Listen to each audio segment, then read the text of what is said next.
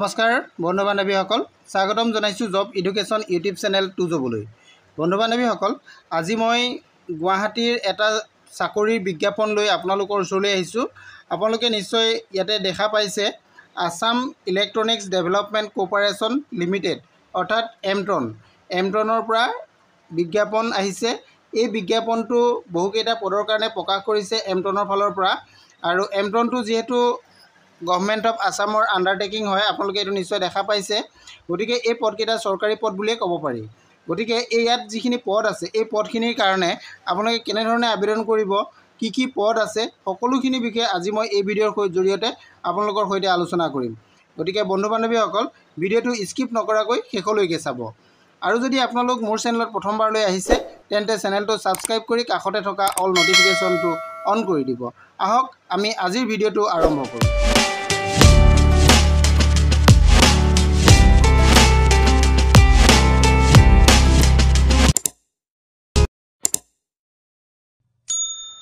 নমস্কাৰ বন্ধু বান্ধৱীসকল, আজি আপোনালোকৰ কাৰণে যিটো ভিডিঅ' লৈ আহিছোঁ, ভিডিঅ'টো আপোনালোকে নিশ্চয় দেখা পাইছে। ইয়াতে ভিডিঅ'টোত যে এমট্ৰনৰ পৰা নটিফিকেশ্যন আহিছে। এমট্ৰন অৰ্থাৎ Assam electronics development corporation limited অৰ্থাৎ এমট্ৰন। এইটো হৈছে গভৰ্ণমেণ্ট অফ আছামৰ আণ্ডাৰটেকিং এটা কৰ্প'ৰেশ্যন লিমিটেড হয়। ইয়াতে যিখিনি পদ আছে, পদখিনি মই আপোনালোকক জনাই দিব বিচাৰিছোঁ। পদকেইটা আপোনালোকে চাব পাৰিব। নাম্বাৰ 1তে আছে development operation and cloud specialist, number 1 পদ, ইয়াৰে এটা পদ আছে।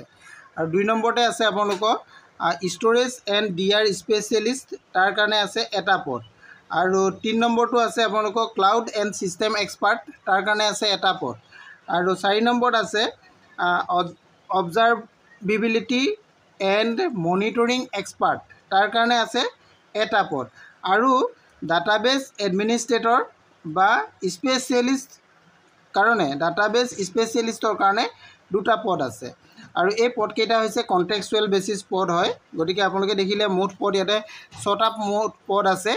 এই পদকেইটাৰ কাৰণে আপোনালোকে সবিশেষ জানিবৰ কাৰণে আপোনালোকে ইয়াৰ যিটো অফিচিয়েল ৱেবছাইট আছে, আপোনালোকে এইটো নিশ্চয় দেখা পাইছে, recruitment.emtron.in, এই অফিচিয়েল ৱেবছাইটত আপোনালোকে যাব লাগিব।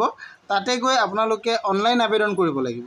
অনলাইন আবেদনটো আপোনালোকৰ লাষ্ট ডেটটো হৈছে 20 অক্টোবৰ 2025। গতিকে 20 অক্টোবৰ 2025ৰ আগত আপোনালোকে এই পদকেইটাৰ কাৰণে আবেদন কৰিব পাৰিব।